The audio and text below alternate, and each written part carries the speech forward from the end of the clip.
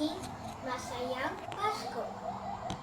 Noong Pasko, pumunta kami sa CDO para bumili ng mga regalo para sa aming mga pamilya.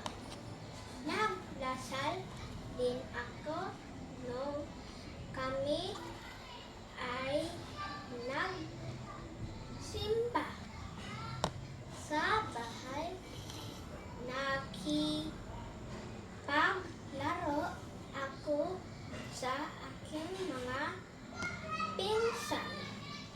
Kumain ako ng mga masasarap na pagkain.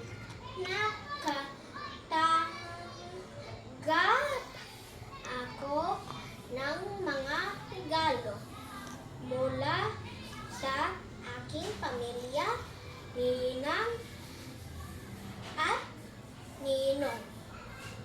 Ako rin ay nagbasa ng mga libro, sumayaw